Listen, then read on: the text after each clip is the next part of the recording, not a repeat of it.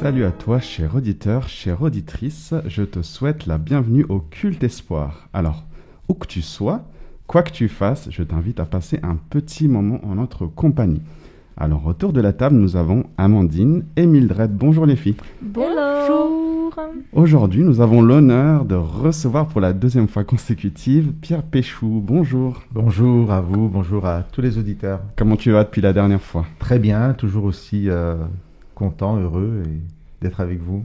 Eh ben, merci d'avoir accepté. La semaine dernière, tu nous avais parlé de Jésus qui était venu nous révéler le Père Dieu. Et aujourd'hui, de quoi veux-tu nous parler? Alors, j'y reviendrai, mais je vais faire simple comme réponse. Le plus grand cadeau que Dieu ait pu nous donner. Tu en veux plus? On attend la suite. Merci Pierre. Alors, tu es peut-être seul, en famille, entre amis. Quoi qu'il en soit, je t'invite à rester avec nous et à commencer par écouter la chanson « Racontez-moi le vrai Noël » de Sweet Witness.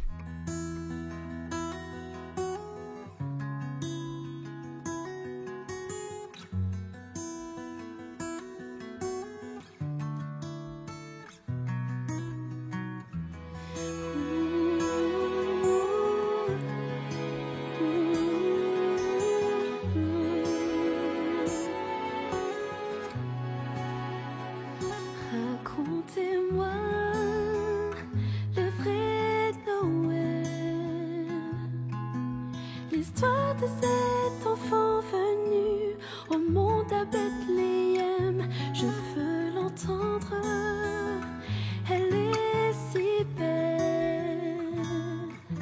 Aucun trésor de nos poèmes m'est aussi précieux qu'elle, le corps fragile vulnérable, un roi aidé dans une étable.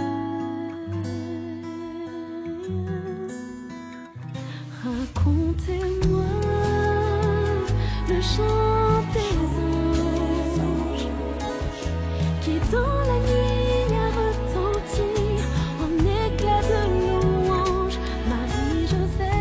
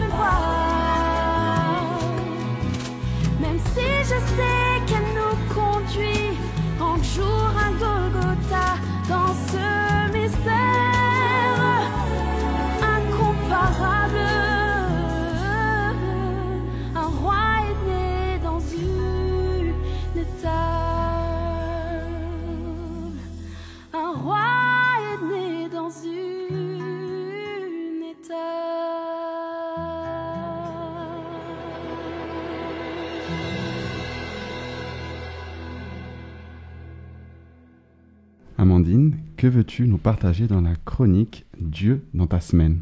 Alors, il y a 3 ans, je crois, je me faisais la réflexion que pour moi, et je suis consciente que c'est très personnel et que d'autres ne le vivent pas du tout comme ça, la période de Noël est une période qui me touche. Noël, moi, je l'associe à Jésus forcément et aux valeurs que Jésus incarne, valeurs spirituelles, profondément humanistes également. Et j'ai l'impression que Noël, c'est une période où ceux et celles qui m'entourent sont peut-être plus ouverts, et là aussi je sais que ça dépend, à recevoir ce que j'ai à partager sur ces valeurs qui me sont chères.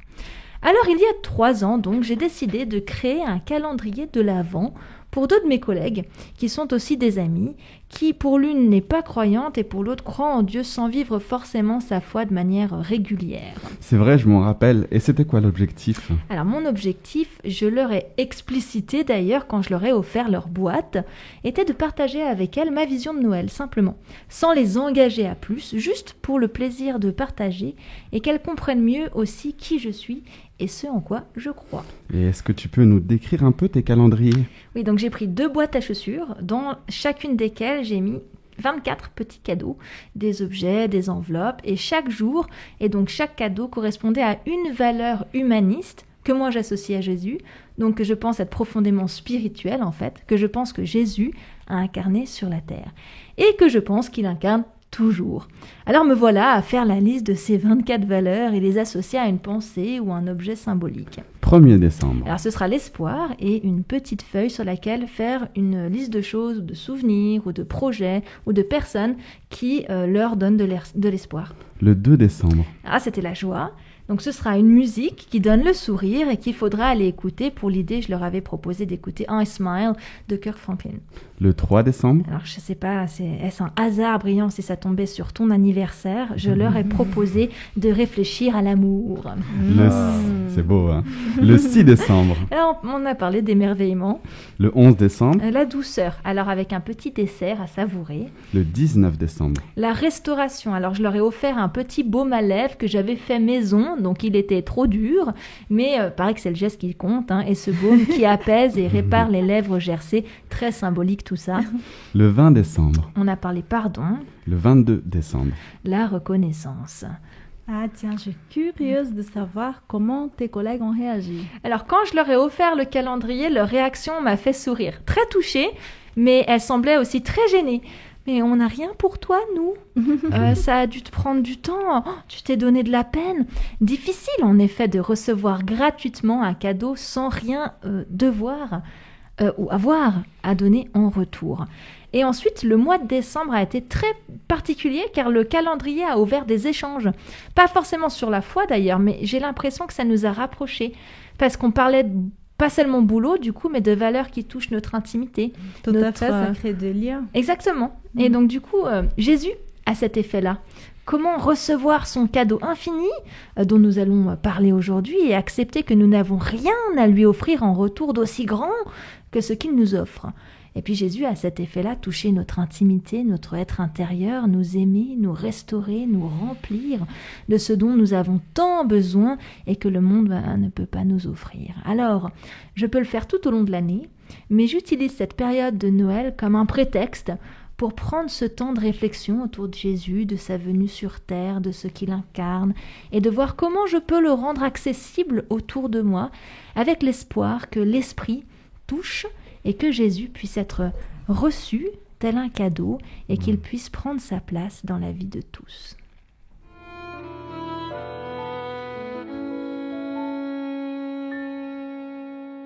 J'aimerais simplement te lire une promesse de la lettre aux Romains, le chapitre 8 et le verset 38 et 39. « Car j'ai l'assurance que ni la mort, ni la vie, ni les anges, ni les dominations, ni les choses présentes, ni les choses à venir, ni les puissances, ni la hauteur, ni la profondeur, ni aucune autre créature ne pourra nous séparer de l'amour de Dieu manifesté en Jésus-Christ, notre Seigneur. » Que ce verset puisse t'accompagner tout le long de cette journée de célébration de Noël et soit une promesse d'encouragement pour ta vie.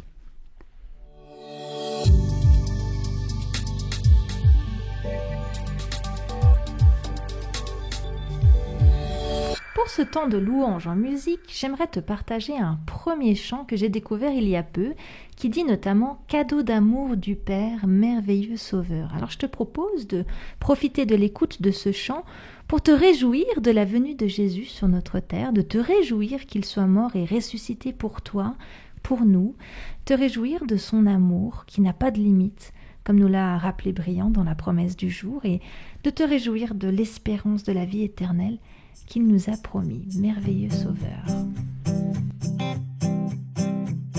Les prophètes étaient formels au sujet de cette bonne nouvelle. Il quittera la gloire du ciel, un roi naîtra à Bethléem. Réjouissez-vous tous les peuples, élevez son nom, en lui sera l'espoir des nations. Car aujourd'hui nous est né le Messie, gloire à celui qui nous était promis. Cadeau d'amour du Père merveilleux, sauveur, ses promesses demeurent éternelles. Le prophète était formel, il viendra soulager nos peines. Il élèvera l'opprimé, les faibles seront restaurés. Il est venu pour la paix et la vérité, sa vie est notre liberté.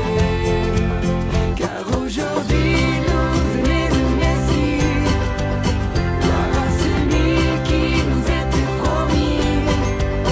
Cadeau d'amour du Père merveilleux, sauveur, ses promesses demeurent éternelles.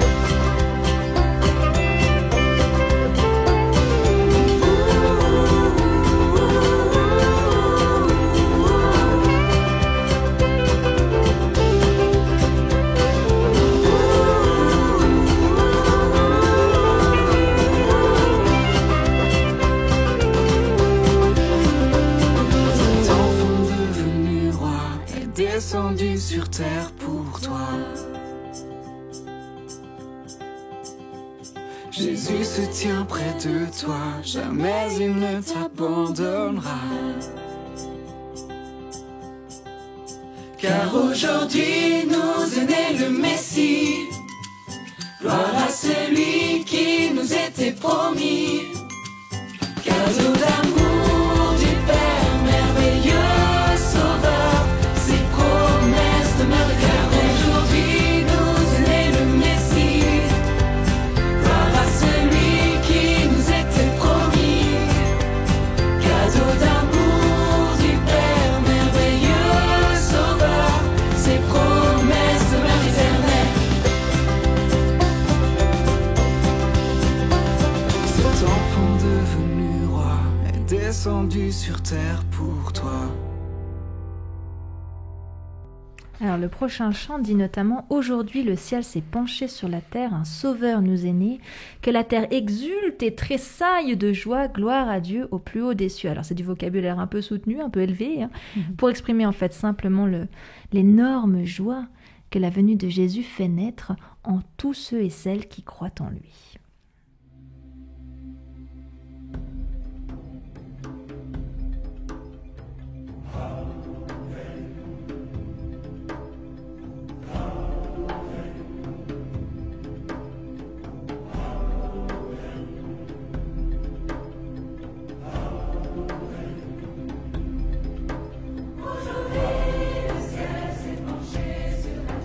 Un sauveur nous est donné.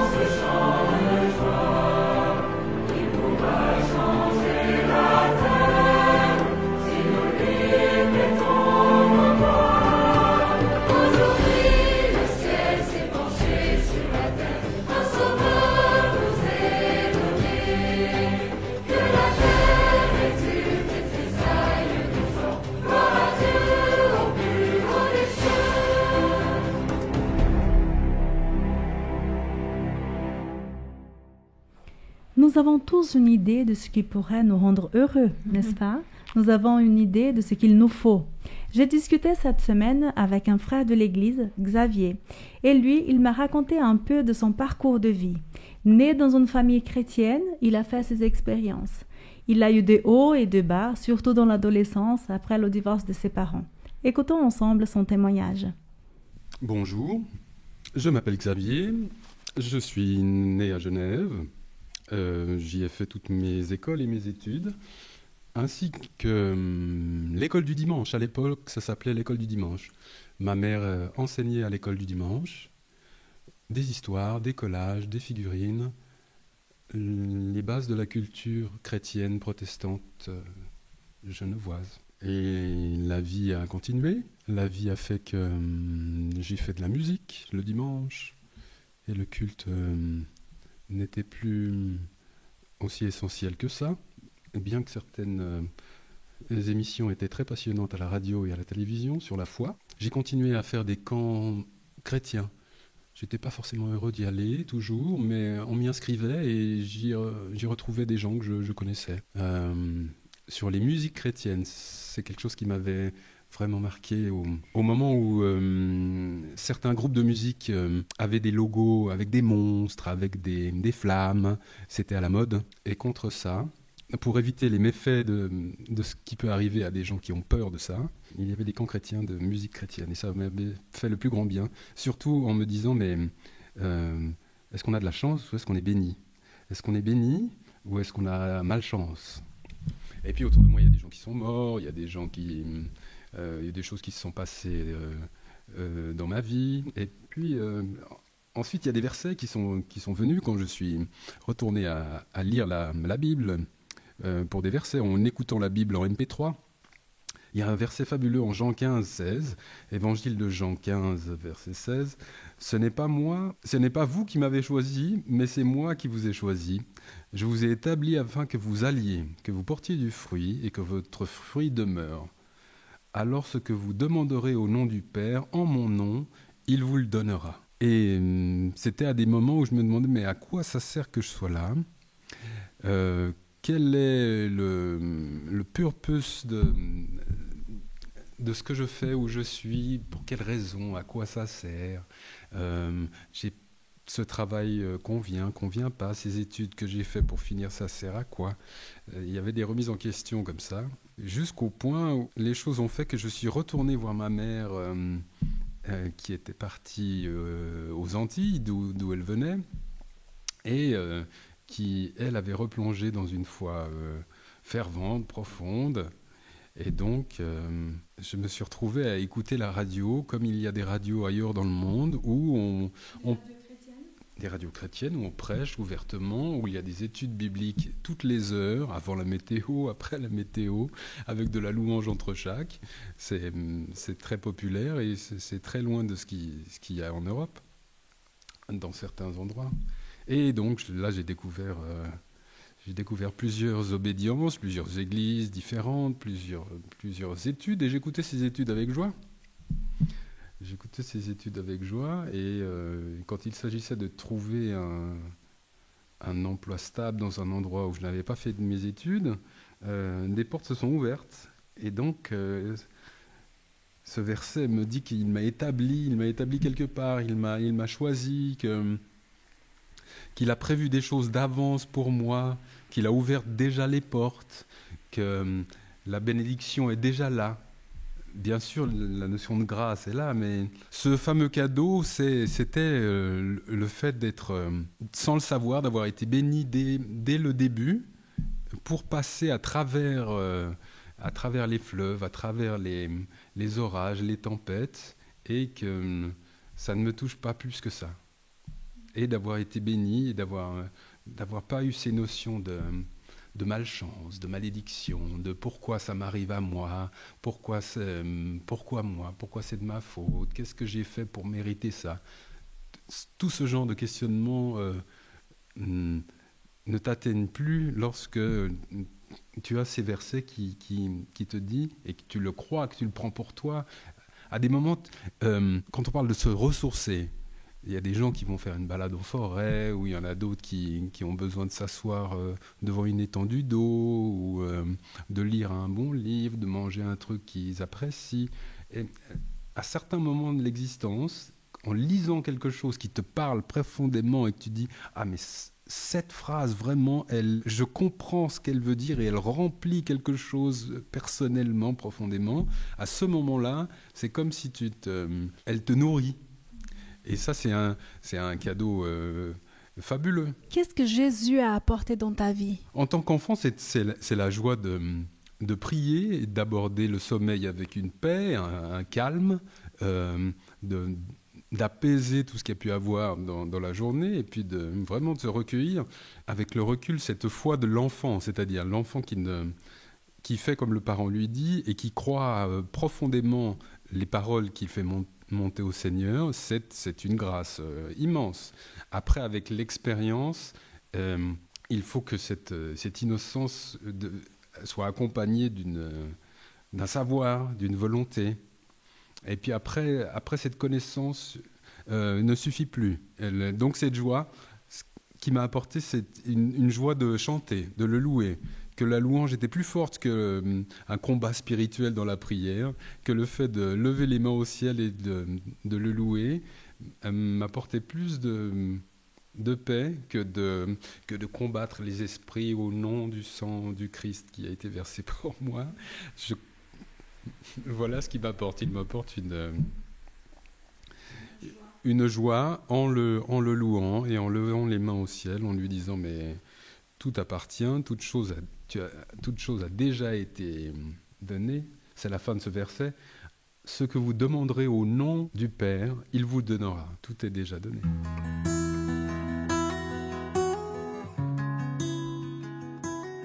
Alors, je voudrais commencer, je crois que je l'ai fait tout à l'heure, mais à vous remercier encore pour cette invitation.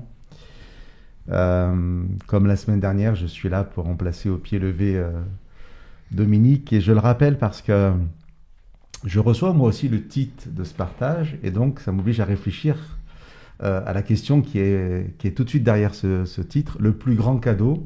Je vous retourne la question, pour vous, c'est quoi le plus grand cadeau? Je vous donne des pistes. C'est Noël, en fait la naissance de Jésus. Oui, c'est ça, Jésus. Ouais. Ok, Jésus. Le problème, c'est que quand on a dit ça, on a tout dit et on n'a rien dit.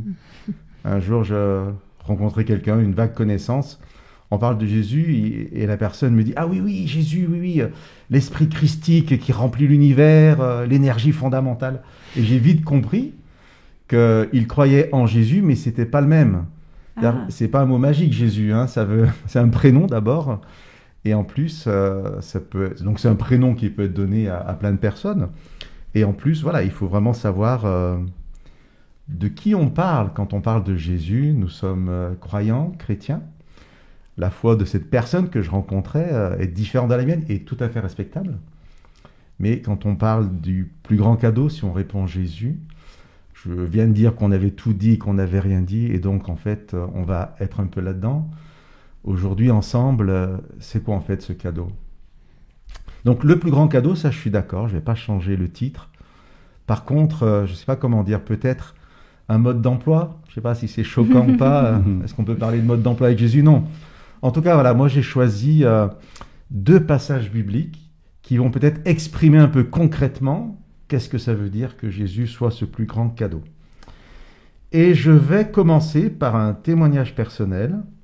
C'est vraiment une réflexion que j'ai eue à un moment de ma vie avec Dieu, qui a été fondamentale au sens premier du terme. Ça a posé un fondement, un tournant dans ma vie qui m'a permis peut-être de prendre la direction qui me permettait de rester avec Dieu. Alors, un témoignage personnel, pour moi, ça reste un témoignage personnel. Et il faut faire parfois attention, quand on partage de tels témoignages, de ne pas les universaliser, de dire « moi j'ai vécu ça avec Dieu, donc toi, tu dois vivre la même chose, et de la même manière, vraiment ». Mais néanmoins, une fois que j'ai pris ces précautions de rappeler ça, si je partage ce témoignage, c'est que je pense que, un peu je vais me contredire, mais je pense qu'il va faire écho chez beaucoup de personnes à des choses vécues aussi. Alors je me permets de le faire parce que je suis pasteur, que je rencontre beaucoup de personnes, bien évidemment de par mon ministère on partage sur la foi, Et à la fois ce que les gens m'ont partagé, mais aussi ce que j'entends en fait dans l'Église, même dans certaines prédications, je pense que c'est vraiment ce que je vais vous dire maintenant, quelque chose qui est présent dans l'Église. En fait, mon témoignage, c'est de vous résumer en 3 points ce que j'ai compris de la Bible quand j'ai eu ces études bibliques, comme on dit dans notre Église, pour être baptisé. Donc, dans notre Église, je trouve quelque chose qui est vraiment très bien, c'est qu'on va voir le baptême vraiment comme un engagement avec Dieu, et c'est quelque chose de très sérieux. Et donc, on va proposer un accompagnement à la personne pour connaître en fait là où elle s'engage, qui est Dieu, etc. D'accord ? Donc, c'est ce qu'on appelle un cycle d'études bibliques. Au temps de ces études, au temps de mon baptême, mais des années et des années après, si je devais résumer en 3 points ce que j'avais compris. Et là, je vous regarde parce que on partage la même foi. Vous n'êtes pas obligé d'être d'accord, mais s'il y a des petits acquiescements, ça voudra dire que je ne suis pas complètement à côté de la plaque. Premier point, c'est un double point. Dieu est amour, il est bon dans tout ce qu'il fait, on ne peut rien lui reprocher. Je suis d'accord. Double point, l'homme est mauvais. La Bible dira pécheur, mais on peut dire mauvais, il fait le mal. Rien de ce qu'il fait ne peut être totalement bon, sinon peut-être par la grâce de Dieu. Ça va ? Je suis pas trop... Okay. Il y a beaucoup de complexité dans ce que tu dis. On aimerait dire, oui, mais alors du coup, il y a des nuances qu'on a envie d'apporter. Alors là, c'est là où le témoignage est personnel. C'est ce que, toi, ça va être ma réponse, comme ça, c'est moi qui le pense, mais peut-être que vous, effectivement, vous pensez un peu différemment. Si tu fais quelque chose de mal, donc là, je dis les mêmes choses autrement. Si tu fais quelque chose de mal, tu es responsable et tu ne peux pas blâmer Dieu. Ça ne peut pas être de la faute de Dieu. Si tu fais quelque chose de bien, ne sois pas orgueilleux. Rends grâce à Dieu, car c'est grâce à lui. Merci Seigneur, parce que c'est une bénédiction dans ma vie. Deuxième point. C'est comme ça, parce qu'il y a très longtemps, très longtemps, plus ou moins longtemps, plusieurs milliers d'années, Adam et Ève, les premiers êtres humains, ont péché. Ils ont désobéi à Dieu, et par eux, le péché est entré dans le monde, et tous les êtres humains, Amandine, Brian, Mildred, nous naissons avec une nature humaine qui nous amènera un jour à faire le mal. Ok ? Là, vous ne pouvez pas dire non parce que c'est assez biblique. En fait. Ok ? Deuxième point, ça. Troisième point. Sans vouloir être irrespectueux, ferme ta bouche. Ça, c'est le troisième point. Et là, je reste poli, vous êtes d'accord ? Ok ? Ferme ta bouche parce que toi, tu es responsable du mal que tu fais. Donc, n'en veux pas à Dieu. Là, vous réagissez pas. Non, parce que ça fait réfléchir. Okay, mais après, on pourrait dire, voilà, le contexte dans quoi tu as grandi. Mais voilà. Alors, le problème, et c'est là où peut-être je vais vraiment partager mon témoignage, c'est que moi, à un moment, je réalise que j'en ai vraiment mais rien à faire qu'Adam et Ève aient péché et désobéi. Et c'est vraiment pas mon problème. Parce que c'était vraiment inscrit en moi comme quelque chose, mais vraiment, c'était là. Adam et Ève ont péché, tu es pécheur. Demande pardon à Dieu, reviens à lui, il peut te sauver, mais demande bien pardon, repens-toi, et tu pourras être sauvé en Jésus-Christ. Mais au final, tu es dans cet état parce que Adam et Ève ont péché. Mais c'est pas mon problème. Voilà, je le répète, c'est pas moi, parce que moi, j'ai rien demandé. J'ai rien demandé à Adam et Ève, et j'ai rien demandé à Dieu. Bon, même si j'ose dire, je dirais, peut-être que moi, si j'avais été à la place d'Adam et Ève, peut-être ça serait mieux passé, non ? Donc pourquoi lui, il a choisi Adam et Ève sans plus... Bon, je rentre pas là-dedans. Alors voilà, j'ai dit ça à Dieu, parce qu'en fait, même si ça peut être un peu choquant de dire ça comme ça, il faut toujours en parler à Dieu. Quand vous avez quelque chose dans votre cœur, faut en parler à Dieu. Vous savez ce qu'il m'a répondu, à votre avis ? Non, qu'est-ce qu'il t'a dit ? Tu as entièrement raison, Pierre. Ah. Ouais. Il m'a dit, mais tu as entièrement raison, c'est mon problème et c'est pas le tien. Et là, ça m'a fait du bien, vraiment. Du coup, Dieu me dit, écoute, tu as raison, mais je vais t'expliquer maintenant, écoute bien comment, en fin de compte, j'ai réglé ce problème. Cette situation très bizarre, il y a quelque chose qui s'est passé il y a longtemps, mais c'est moi qui suis responsable aujourd'hui de ce qui s'est passé il y a longtemps. Alors, il m'a dit, écoute, il m'a dit, lis aussi, et donc il m'a accompagné dans cette lecture de la parole de Dieu. Et Dieu m'a dit, voilà ton plus grand cadeau, on y revient. Donc c'est Jésus, mais c'est le mode d'emploi de Jésus, si vous me permettez l'expression. Alors un peu de suspense, avant de vous donner ce mode d'emploi. Je vais vous lire le verset 12 du chapitre 5 de la lettre de Paul aux Romains. Et je vais vous la lire dans la version Parole de vie, qui est une version très simple. Je lis ce verset 12 parce que c'est vraiment en écho par rapport à ce que je viens de vous partager de mon témoignage. Le péché est entré dans le monde à cause d'un seul homme, Adam. Et le péché a amené la mort. Ainsi, la mort a touché tous les êtres humains parce que tous ont péché. Alors, je ne vais pas enfoncer le clou, mais je pourrais répéter vraiment tout ce que j'ai dit, parce que je n'avais pas encore prononcé le mot de mort. Hein. Mais à cause de lui, on va mourir. Ben, nous, on a la foi en Dieu, c'est pas grave, mais d'autres vont mourir qui ne croient pas en Dieu. Des enfants vont mourir. Vous voyez, je peux vraiment aller très loin. Alors voilà, vous comprenez pourquoi moi, je ne suis pas forcément d'accord d'être responsable aujourd'hui quand je vois les conséquences de ce que Adam et Ève ont fait il y a des milliers d'années. Allez, on arrive au cadeau. Et vraiment, là, je le dis en souriant, même si ça ne s'entend pas forcément que je souris, mais c'est vraiment quelque chose de très précieux pour moi. C'est vraiment un très beau cadeau. Je reste dans le même chapitre et je vais lire maintenant le verset 19. Il est un peu long, puis je vais un peu l'expliquer pour qu'on soit bien au clair. Il faudrait bien sûr, l'idéal, hein, j'ai lu tout à l'heure le verset 12, ça serait de lire tout ce qu'il y a entre les deux, mais je vais aller directement au verset 19. Autrefois, un seul homme, Adam, a refusé d'obéir à Dieu et un grand nombre de gens sont devenus pécheurs. Et là, il faut comprendre, tous les hommes et les femmes qui sont nés depuis Adam et Ève sont pécheurs. C'est ça qu'il faut comprendre. Autrefois, un seul homme, Adam, a refusé d'obéir à Dieu et un grand nombre de gens sont devenus pécheurs. De même, un seul homme, Jésus, a obéi et un grand nombre de gens seront rendus justes. Et là, comprenez, tous les hommes et les femmes nés sur cette terre qui acceptent ce cadeau peuvent être justes. Est-ce qu'on s'est bien compris? Donc je vais insister. J'ai un marteau et un clou là et je tape. Hein. Dieu me dit, ce n'est pas ton obéissance, mais celle de Jésus qui te rend juste. Un homme a désobéi, de la même manière, de même, nous dit le texte, un seul homme a obéi.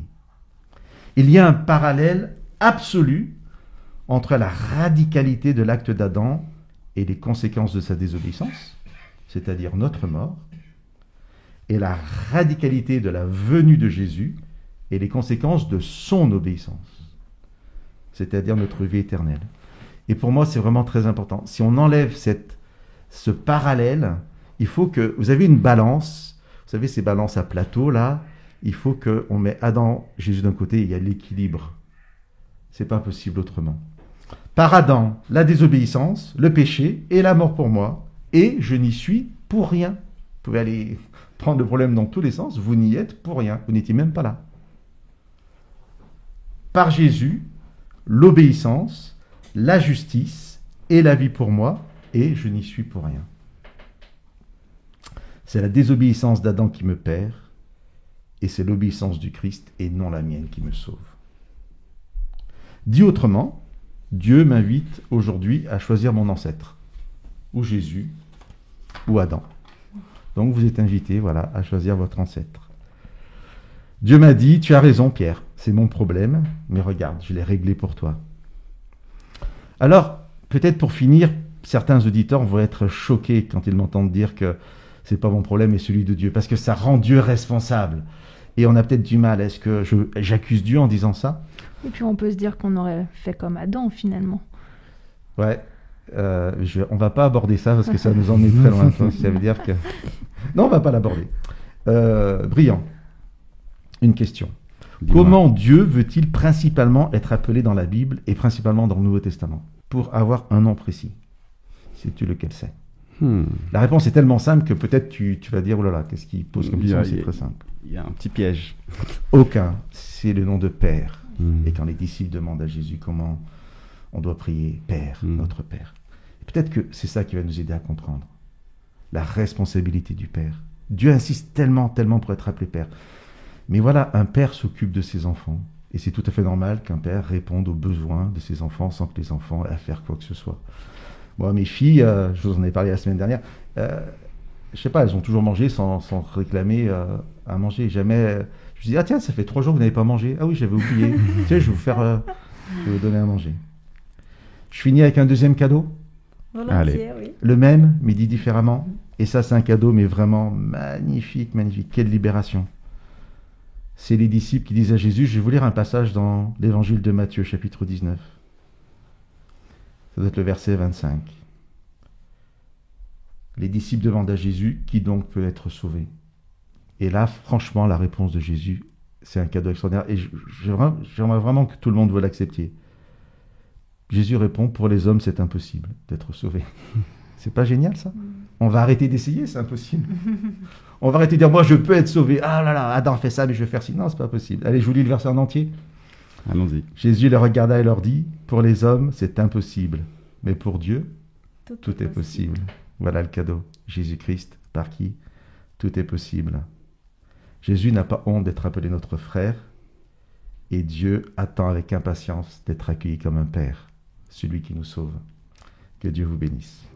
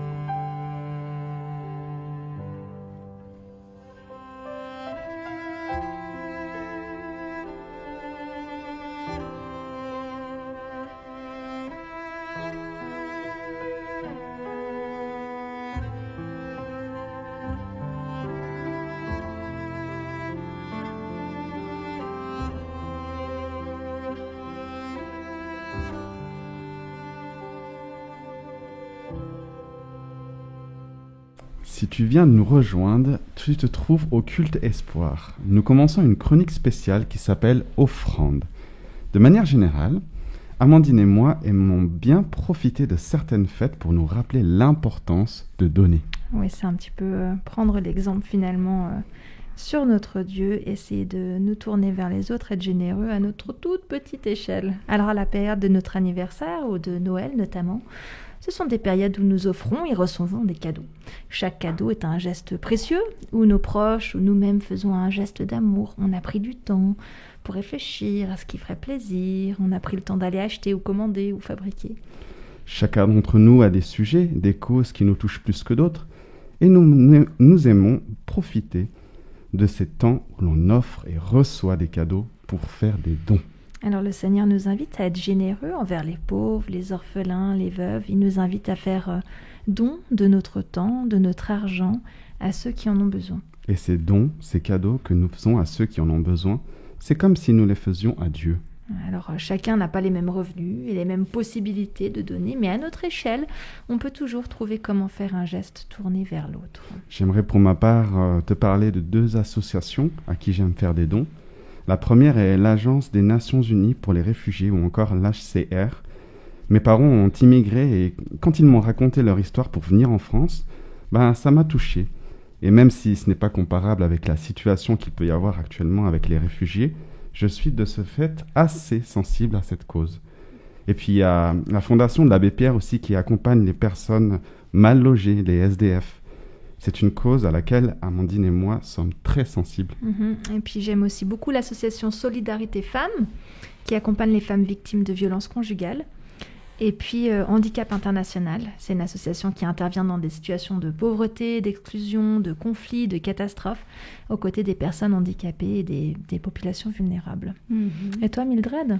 Alors moi, de mon côté, j'aide, j'accompagne et je soutiens ADRA. Vous connaissez ADRA?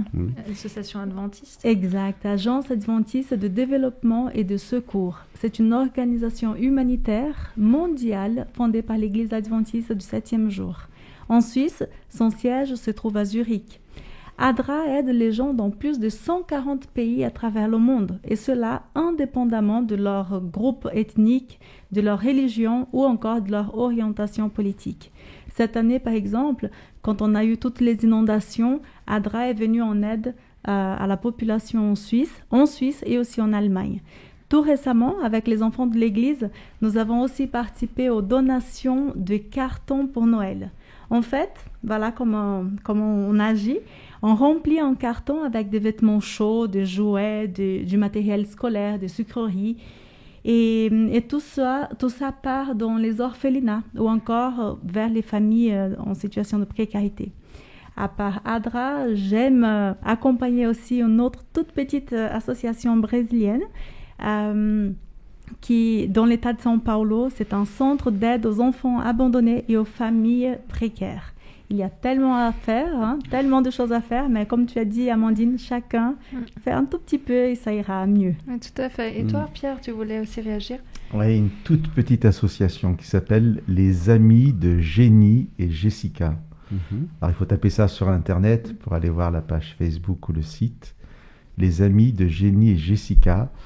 Une association créée par mon père, qui n'est pas chrétien, mais qui est depuis 60 ans amoureux de Madagascar.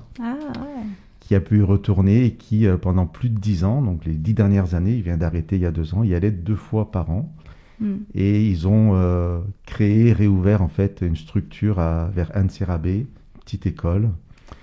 Ils financent le salaire des institutrices, un repas par semaine, plus d'autres petites actions sur Tana. Et 100% de l'argent qui est donné va à l'association. C'est-à-dire que mon père a fait ses 2 voyages pendant 10 ans à ses frais. Alors, tout l'argent donné allait vraiment là-bas à Madagascar. C'est une toute petite association de village, c'est des lotos, c'est des brocantes. Mais bon, voilà, ça me fait vraiment plaisir de pouvoir en parler. Et puis de faire connaître un peu cette association. Allez voir sur Internet, les Amis de Jenny et Jessica. Ok, merci. C'est vrai qu'il y a tellement à faire. Et en tant qu'enfants de Dieu, nous sommes invités à rendre à Dieu une partie de nos revenus à travers la dîme. Et nous sommes également invités à être généreux, tournés vers celui et celle dont le besoin, c'est l'offrande. Alors avant, j'avais le vertige, je vous avoue. Je trouvais qu'il y avait trop de causes et je me sentais complètement submergée.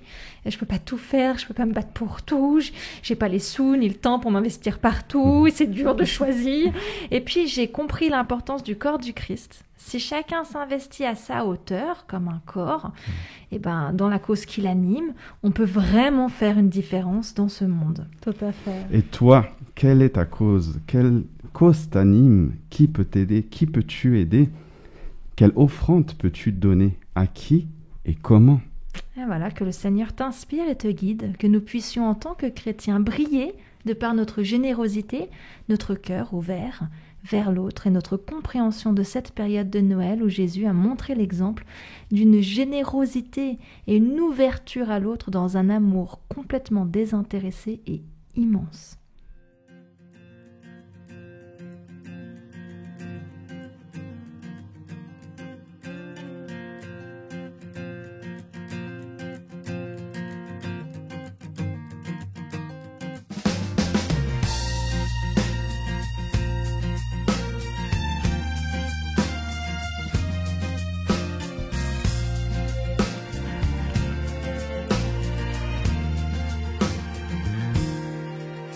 Combien de mains tendues, combien de cœurs ravis, de visages abattus, déjà couverts de rides.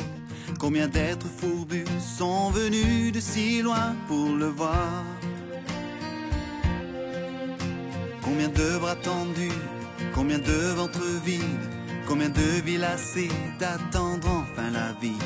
Combien d'êtres affamés se sont rassemblés remplis d'espoir. Car aucune pression devant lui ne résiste, désarmé par autant d'amour. Il n'est aucune vie qui devant lui ne change et devienne partage à son tour. Et c'était Dieu qui parlait par sa bouche, et c'était Dieu qui touchait par ses mains, et c'était Dieu qui marchant sur les routes versait sur nous le parfum du ciel.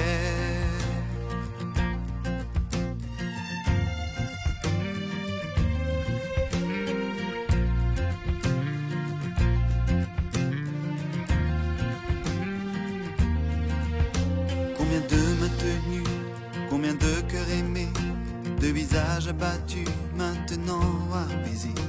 Combien de vies cassées ont enfin pris un nouveau départ. Combien de liens noués, combien de vies touchées, de regards égarés, maintenant retrouvés. Combien d'êtres nourris sont repartis, messagers d'espoir. Les yeux guéris voient maintenant les yeux blessés, cherchant une voie dans la nuit. Et leurs mains touchent maintenant les mains brisées, dans une immense chaîne de vie. Aujourd'hui Dieu parle encore par ses bouches. Aujourd'hui Dieu touche encore par ses mains. C'est toujours Dieu qui marchant sur nos routes répand sur tous le parfum du ciel. Une seule vie a pu donner l'espoir, un seul visage et deux mains. Combien de vies pourront enfin le voir sur nos visages et nos mains. Aujourd'hui Dieu veut parler par nos bouches. Aujourd'hui Dieu veut toucher par nos mains. Car c'est Dieu qui derrière toutes nos routes répand sur tous le parfum du ciel. Aujourd'hui Dieu veut parler par nos bouches. Aujourd'hui Dieu veut toucher par nos mains. Car c'est Dieu qui derrière toutes nos routes répand sur tous le parfum du ciel.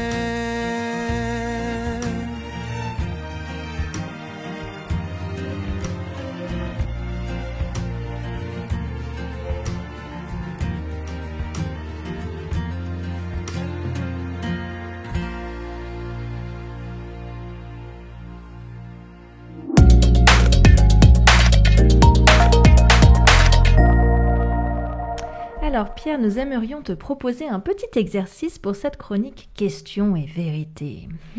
Cette chronique consiste à poser à notre invité spirituel des questions concrètes sur leur vécu avec Dieu, parce que Dieu, ça se parle, mais ça se vit surtout.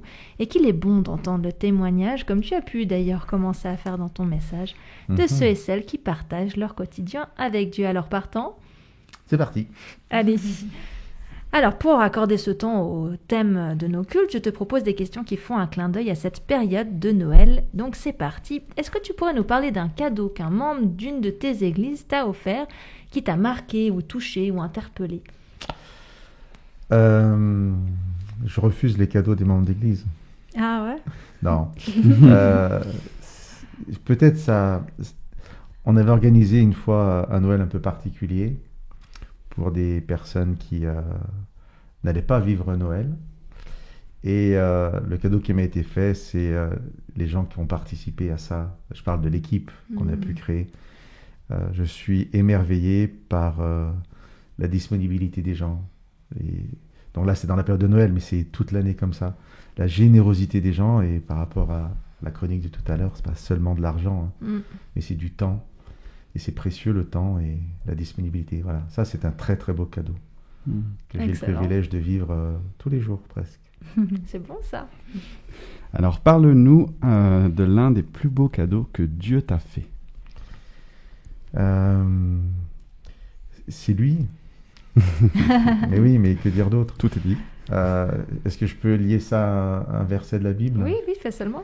Qui pour moi, bon, c'est frustrant, parce que ça demanderait d'expliquer. Forcément. C'est un passage de Paul dans la première lettre aux Corinthiens, au chapitre 15. Paul parle de lui. La Bible parle de Paul comme d'un meurtrier. Paul rencontre Jésus, c'est son cadeau. Et ce verset que je vous lis, c'est le verset 10 de 1 Corinthiens 15. « Mais par la grâce de Dieu, je suis ce que je suis. » Et je trouve ça d'une puissance, d'une beauté, d'une profondeur. Vous vous rendez compte, lui le meurtrier peut dire, et c'est vraiment un cadeau que j'aimerais aussi que chacun puisse recevoir, par la grâce de Dieu, je suis ce que je suis.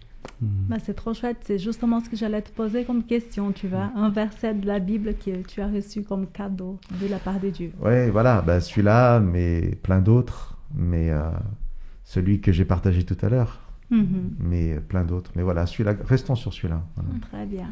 Pourrais-tu nous donner l'exemple d'un chant de Noël que tu apprécies tout particulièrement, ou si ce n'est pas un chant de Noël, un chant chrétien en général? Non, un chant de Noël, vous connaissez l'expression la Madeleine de Proust? Ouais, Bien sûr. tout à Vous fait. savez, il y a quelque chose, une odeur, une situation, quelque chose qui nous rappelle.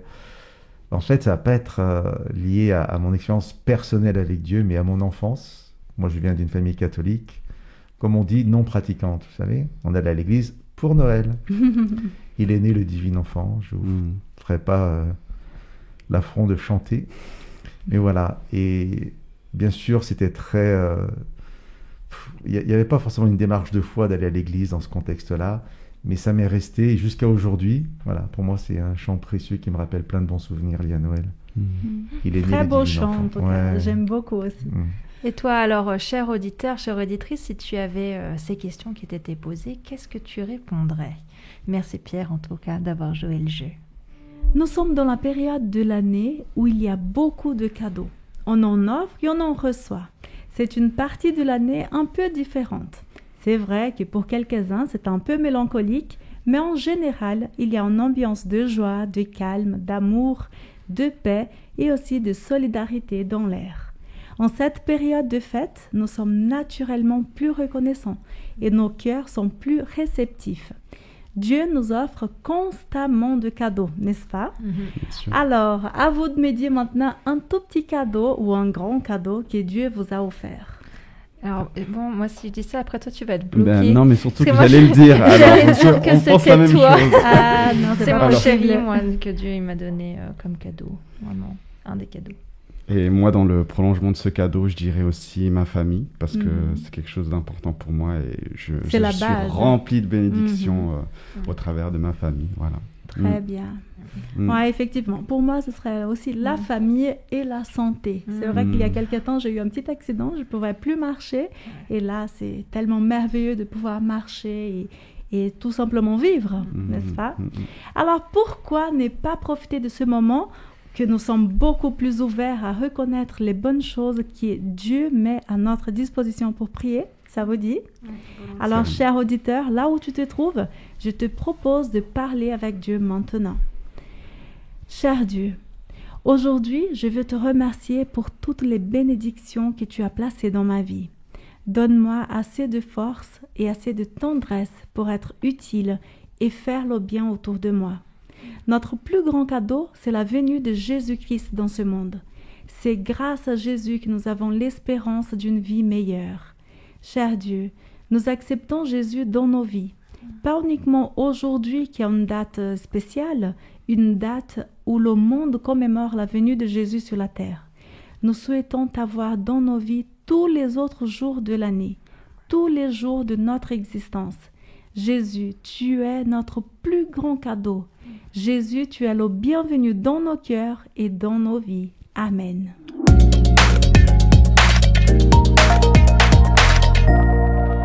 C'est un jour assez spécial aujourd'hui et pour la chronique Action, je t'invite directement après l'émission à prendre 3 minutes ou plus pour envoyer un SMS ou un mail selon le moyen de communication que tu utilises. Ça pourrait être à une personne que tu ne parles pas souvent, une simple connaissance, bref, qui tu as envie.